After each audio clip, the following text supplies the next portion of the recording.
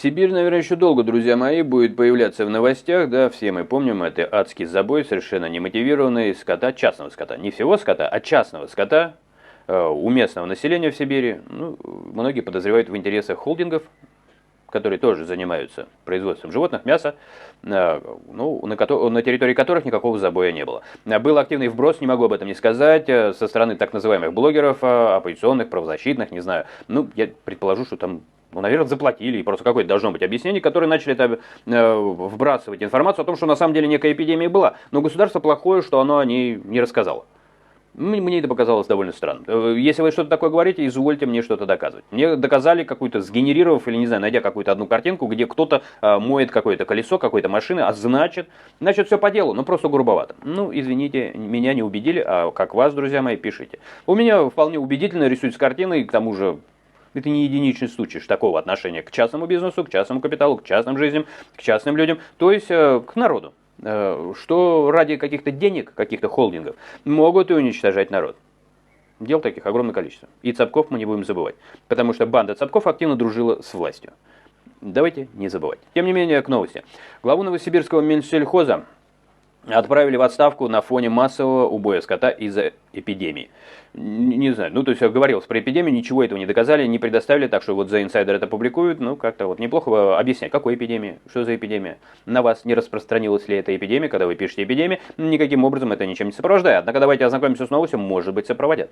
Об отставке заместителя председателя правительства региона Андрея Шинделова сообщил губернатор Андрей Травников. Его слова передает Интерфакс. Причиной такого решения Травников назвал накопившиеся сигналы и претензии. Есть цитата. «Неоперативность доведения мер господдержки до сельхозпроизводителей, срывы в реализации комплексной программы развития сельских территорий». Как?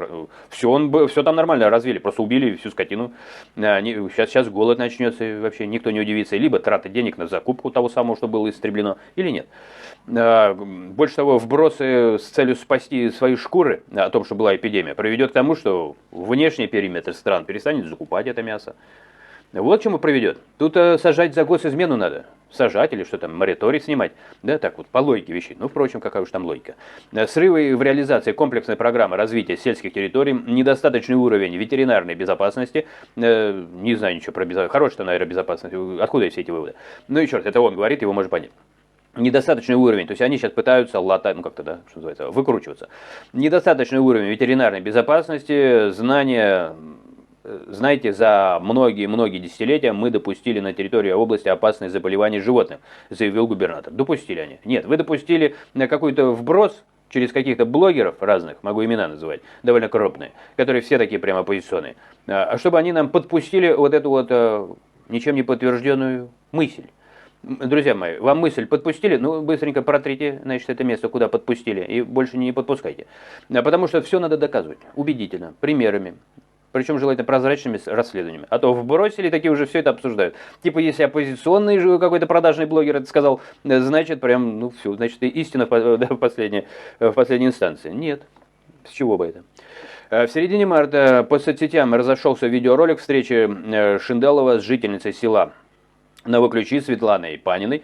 Та пришла в Минсельхоз, чтобы поговорить с министром, однако от нее он убежал. Да, ну это было, резонанс это вызвало. На записи слышно, как Панин обвиняет чиновников в том, что он прячется от жителей. Безусловно. Не для них он, как говорится, работает. Остается сделать вывод. В марте власти Новосибирской области сообщили о вспышке бешенства и пастереллеза среди домашнего скота. Да, сообщили, ну просто так что-то ляпнули, там разнилась информация, ничего не предоставляли, никаких фактов и данных. Так что это словоблудие. Они, понимаете, чем плохо словоблудие, даже если его говорит чиновник. Чиновник завтра от этого откажется. Володин как-то в Госдуме уже сказал, ведите себя как взрослые. Это вообще как фразу воспринимать? Да как отмазку, потому что я пошутил, я дурак. Один говорит, что там, не знаю, в военных самолетах надо бомбалюки заряжать фалоимитаторами резиновыми изделиями. Ну, типа пошутил. Но ведь это же не просто шутки. Это возможность в дальнейшем сказать, ну, я дурачок, я глупо шучу. Так что, друзья мои, мне все вот эти шутки и все, что только на словах, для меня, например, не имеет никакого значения. Конкретный набор каких-то фактов. Может быть, я в них поверю, может быть, нет. Может быть, это будет досконально достоверно, может быть, нет. Я к своим зрителям обращусь, среди которых есть спецы, которые по 2-3 фразам не так поставлены, скажут мне, опять морочат голову или правду говорят. Так что блогера не обманешь, особенно если он не этот, как его, который любит деньги и плевать откуда. Ну, образно выражаясь. фермеров начали изымать и убивать коров, местные жители выходили на протест, утверждая, что животных изымают незаконно, не предъявляя необходимых документов. Вот это факты, да.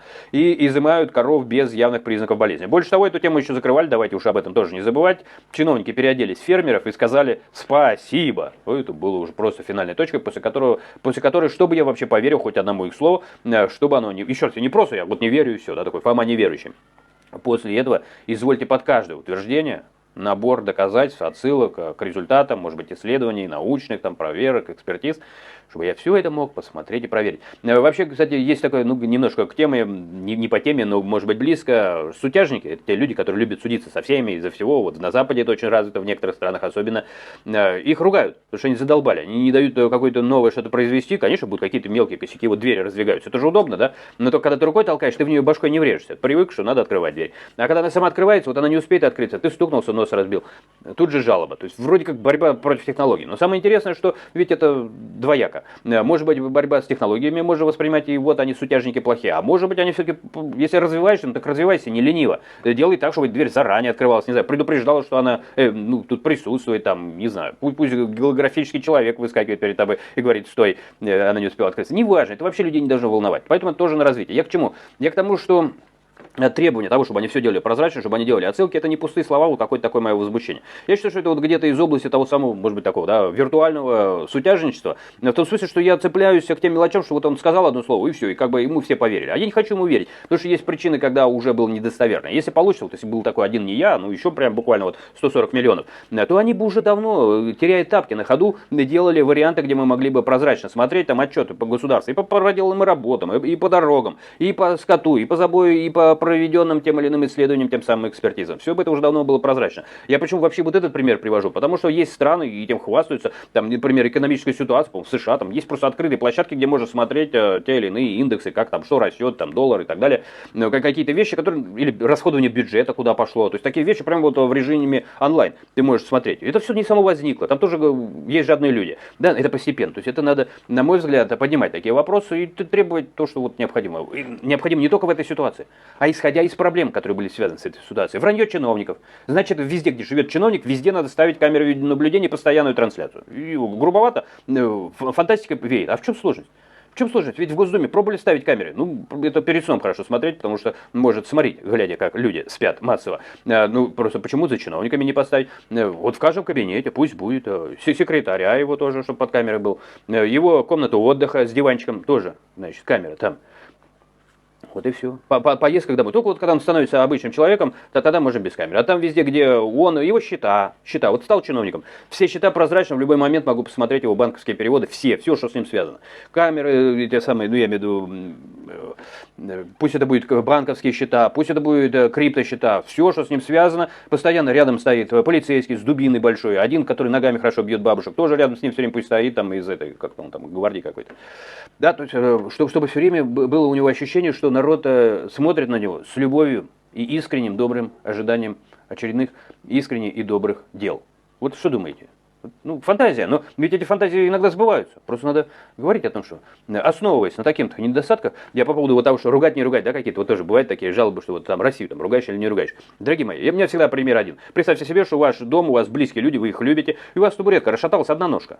Вот как вы будете поступать? Что полезнее для любимых вами людей? Говорить о том, что три какие хорошие и твердые, да, и однажды кто-то сядет и свернет себе шею из ваших любимых людей, у вас на глазах, покинет этот мир у вас на руках. Или все-таки говорить о поломанной ножке, чтобы ее починить, или уж хотя бы, чтобы на эту табуретку не садились. Вопрос на засыпку, пишите, отвечайте, увидимся.